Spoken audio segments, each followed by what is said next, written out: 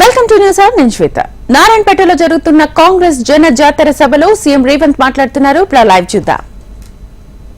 ప్రయత్నం చేస్తే గద్వాల కోటలో కుట్ర చేసి కుతంత్రాలు అన్నీ బీఆర్ఎస్ బీజేపీ ఏకమైపోయింది. ఆనాడు చీకటి ఒప్పందం చేసుకొని అప్పటి వరకు తగాదాలు ఉన్నాయి, మాకు మా ఇంటి మీద కాకి ఇంటి మీద బాలదు అని చెప్పిన వాళ్ళు ఇవాళ మామ అల్లుళ్ళు ఒక్కటైపోయి కుమ్ముక్కు రాజకీయాలు వేసి ఒక సరితను, ఒక ఆడబిడ్డను, ఒక కురువ యాదవ్ ఆడబిడ్డను మామ అల్లుళ్ళు ఏకమై అర్ణమ్మ నాయకత్వంలో బీజేపీ ఓట్లని బీఆర్ఎస్ కేసి 5,000 ఓట్లు తక్కువ మెజార్టీతోనే ఇవాళ ఆడబిడ్డను ఓడగొట్టారు. నిజంగానే సరితమ్మ గెలిచినుంటే ఇవాళ మంత్రివర్గంలో మంత్రి అయ్యేది యాదవ్ సోదరులారా. కేసీఆర్ మంత్రివర్గంలో మహిళలకు స్థానం లేకుండే, మన మంత్రివర్గంలో సీతక్కకు ఆదివాసి బిడ్డకు, కొండా సురేఖ ఒక బలహీన వర్గాల బిడ్డకి ఇచ్చినాం. సరితమ్మ గెలిచినుంటే ఇవాళ మన మంత్రివర్గంలో మంత్రి అయ్యి ఉండేది. అంటే ఎన్నికలు వచ్చినప్పుడు పేదోళ్ళని గెలవాల్సినప్పుడు పేదలకు న్యాయం చేయాలని కాంగ్రెస్ అనుకున్నప్పుడు బంగ్లా రాజకీయాలు, కుమ్ముక్కు రాజకీయాలు, అర్ణమ్మ దివాలకు రాజకీయాలు ఎట్లుంటాయో ఇవాళ కుర్మ యాదవ్ సోదరులారా మీరు ఆలోచన చెయ్యండి.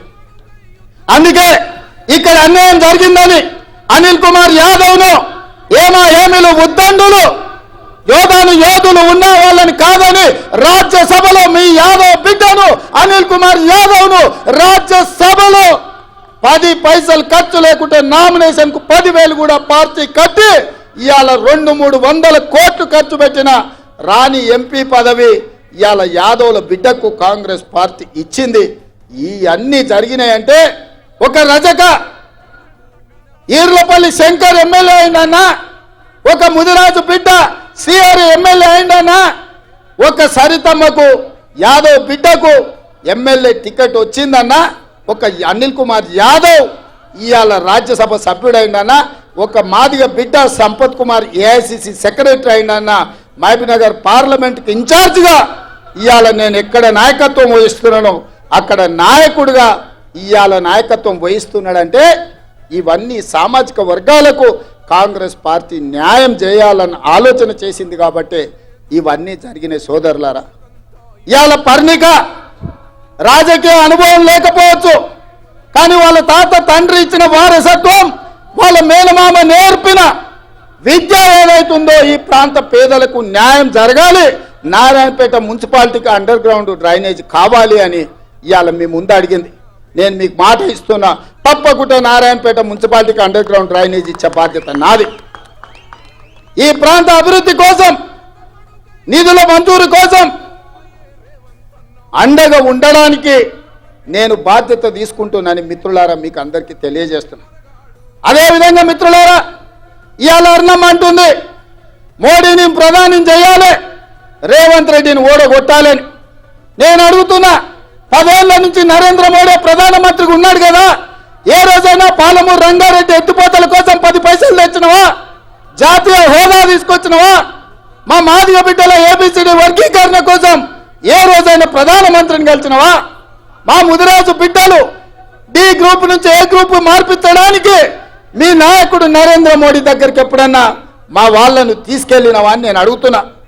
ఇవాళ మహబూబ్నగర్ రాయచూర్ రోడ్డు ఎందుకు పడవ పడ్డది? దాని కాంట్రాక్టర్లు ఎవరు? ఆ నిధులకు దోపిడీకి పాల్పడ్డది ఎవరు అని నేను అడుగుతున్నా. ఎప్పుడైనా కృష్ణా వికారాబాద్ రైల్వే లైన్ గురించి నరేంద్ర మోడీని కలిసినవా?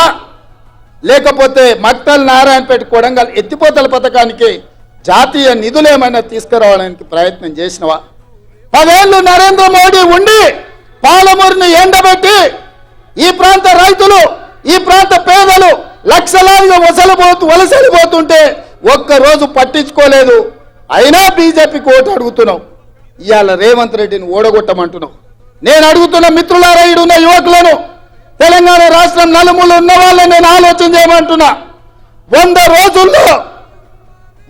రోజుల్లో మీకందరికీ, ముఖ్యంగా ఆడబిడ్డలకు ఆర్టీసీలో ఉచిత బస్సు ప్రయాణం ఇచ్చినాం. ఇవాళ 35 కోట్ల మంది ఆడబిడ్డలు బస్సుల్లో ఉచితంగా ప్రయాణం చేసిండ్రు. ఇవాళ శ్రీశైలం నుంచి మొదలు పెడితే గుళ్ళు గోపురాలకు అన్నిటికీ అమ్మగారింటికి అత్తగారింటికి ఆడబిడ్డలు ఉచితంగా బస్సులో ప్రయాణం చేస్తున్నారు. ఇవాళ ఆడబిడ్డలకు ఉచితంగా బస్సు ప్రయాణం ఇచ్చినందుకు రేవంత్ రెడ్డిని ఓడగొట్టాలనా నేను మిమ్మల్ని అడుగుతున్నా.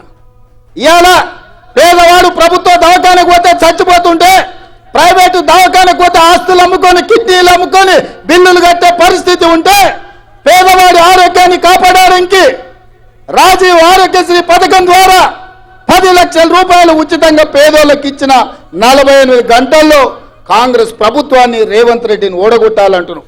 పేదోళ్ళని బతికించడానికి రాజీవ్ ఆరోగ్యశ్రీ తీసుకొచ్చినందుకు కాంగ్రెస్ పార్టీని ఓడగొట్టాలని నేను అడుగుతున్నా.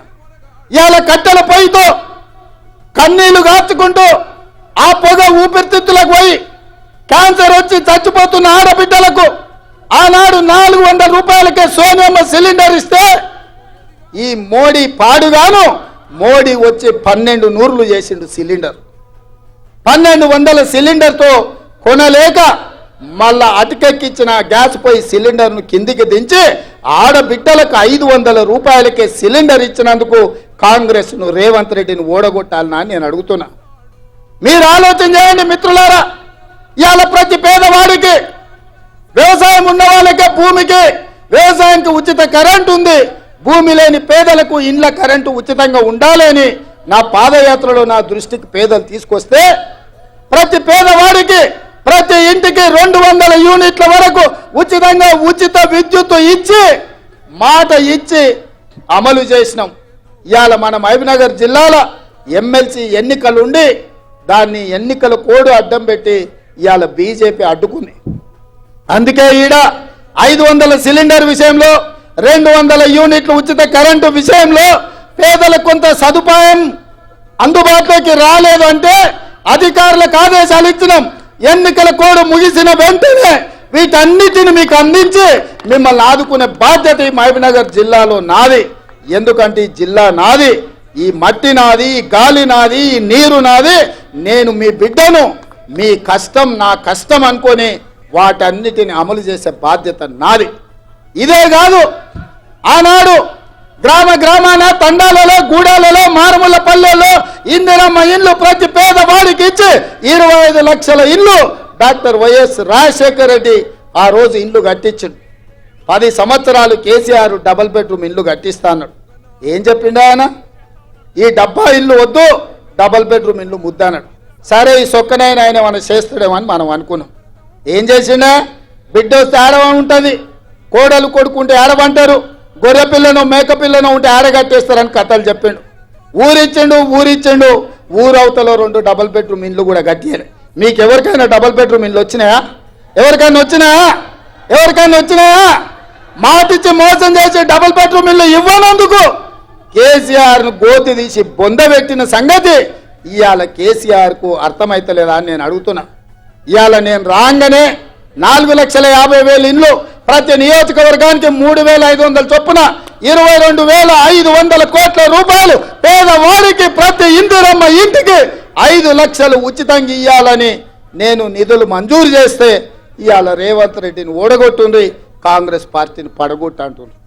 ఎవరంటుందా? బీఆర్ఎస్ వాళ్ళు అదే అంటారు, బీజేపీ వాళ్ళు అదే అంటారు. అందుకే మిత్రులారా మీరు ఆలోచన చేయండి. ఆర్టీసీ బస్సులో ఉచిత ప్రయాణం ఇచ్చినందుకు ఓడగొట్టాలనా? రాజీవ్ ఆరోగ్యశ్రీలో 10 లక్షలు ఇచ్చినందుకు ఓడగొట్టాలనా? 500 రూపాయలకే సిలిండర్ ఇచ్చినందుకు ఓడగొట్టాలనా?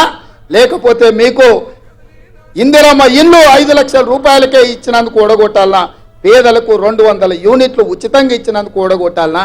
60 ఏళ్ల నుంచి బలహీన వర్గాలు మా జనాభా లెక్క పెట్టండి, మేము ఎంతమంది ఉన్నామో మాకంత నిధులు కావాలని బీసీపీ జనాభా లెక్కలు వేయండి అంటే నరేంద్ర మోడీ లెక్కలేని తనంతో బీసీలకు అన్యాయం చేస్తుంటే రాహుల్ గాంధీ ఇచ్చిన మాట మీద ఈ రాష్ట్రంలో ఉన్న బీసీ జనాభాను లెక్కలు కట్టండి, కులగణన చేయండి, వాళ్ళ జనాభా దామాస ప్రకారం వాళ్లకు నిధులు ఇస్తామని ఇవాళ బీసీ జనాభా లెక్కలు కట్టమని ఆదేశాలు ఇచ్చి అసెంబ్లీలో పాస్ చేసినందుకు రేవంత్ రెడ్డిని ఓడగొట్టాలని నేను అడుగుతున్న మిత్రులారా. ఇదే కాదు, తెలంగాణ ఉద్యమం అంటేనే నీళ్లు నిధుల నియామకాలు, 10 ఏళ్లలో నియామకాలు చేపట్టలే. ఏ ఉద్యోగం వచ్చినా ఇంటింటికో ఉద్యోగం ఇస్తా అన్నాడు కేసీఆర్. మనకెవ్వరికి ఉద్యోగాలు ఇవ్వలే. ఆయన ఇంట్లో మాత్రం ఇంట్లో ఉన్న వాళ్ళందరికీ ఉద్యోగాలు ఇచ్చుకున్నాడు.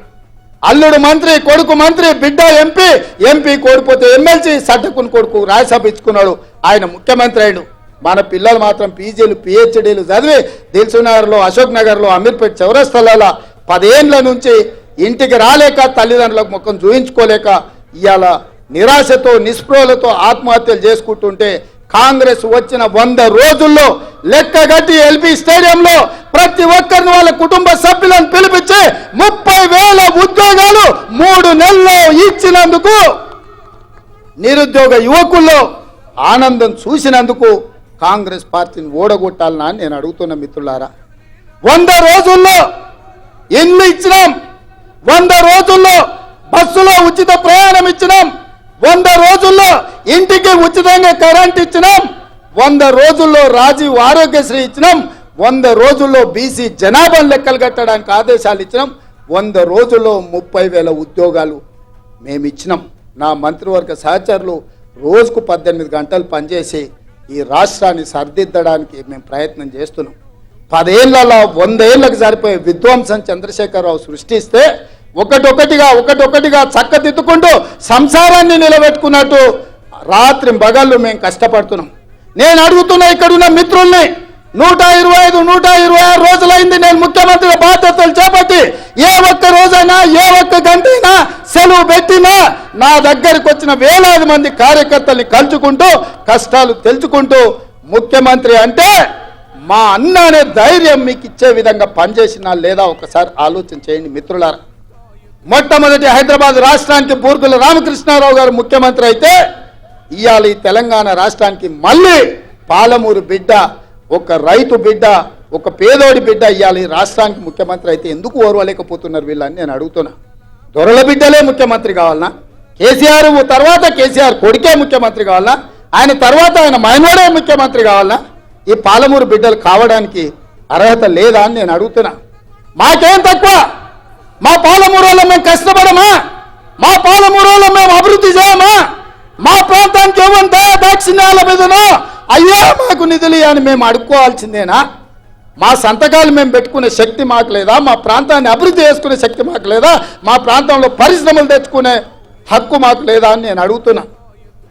ఇవాళ దొంగలతో చేరి కుట్రలు కుతంత్రాలతోని అర్ణమ్మ బీజేపీ ముసుగులో బీఆర్ఎస్ వాళ్ళతో కుమ్ముక్కై ఇవాళ రేవంత్ రెడ్డిని పడగొట్టాలి, రేవంత్ రెడ్డిని బలహీనం చేయాలి, తద్వారా పాలమూరు జిల్లాను ఎండబెట్టాలని ఆలోచన చేస్తుంది. ఇవాళ మీరు ఆలోచన చేయండి. మన్నే శ్రీనివాసరెడ్డి 5 ఏళ్ళు మనకి ఎంపీ. ఏడున్నాడా ఆయన? ఇంట్లో లేడు, సొంట్లో లేడు, సోయిలో లేడు. మీ ఎమ్మెల్యేలు పాతోళ్ళు 10 ఏళ్ళు ఎమ్మెల్యేలు ఉన్నారు. ఎవరైనా బీఆర్ఎస్ కోటేమని అడుగుతుండా? ఎవరైనా ఊర్లలోకి వచ్చిండా? మిమ్మల్ని నమ్ముకొని మీ ఎంబడి ఉండి మీ జెండా మోసి మిమ్మల్ని ఎమ్మెల్యేలు చేస్తే ఇవాళ గ్రామాలలో బీఆర్ఎస్ కార్యకర్తలు బీజేపీలకు అమ్మేసి వాళ్ళ కింద గులాంగిరి చేయండి, తాబేదారులుగా మారండి అని ఒకడు పోయి రాయచూరులో ఉన్నారు, ఒకడు పోయి హైదరాబాద్లో ఉండు, ఒకడు పోయి ఎన్నో కాంట్రాక్టులు చేసుకుంటారు. ఇవాళ ఏం జరుగుతుందో ఒక్కసారి ఆలోచన చేయండి. గద్వాల బంగ్లా కుమ్ముక్కు రాజకీయాలు, ఆనాడు బీజేపీలు బీఆర్ఎస్ కోటేసారు కాంగ్రెస్ పార్టీని సరితమ్మని ఓడించడానికి. ఇవాళ మహబూబ్నగర్ జిల్లాలో బీఆర్ఎస్ వాళ్ళు బీజేపీని గెలిపించడానికి కుమ్ముక్కు రాజకీయాలు చేస్తున్నారు. సోదరులారా ఒక్కసారి ఆలోచన చేయండి. ఇవాళ సిట్టింగ్ ఎంపీ మొన్నటి వరకు 7 వాళ్ళ చేతుల్లో ఎమ్మెల్యేలు ఉండే, ఒక్కడు కూడా ఊర్లలోకి వస్తలేడు, ఒక్కడు కూడా కారుకు ఓటు అడుగుతలేడు.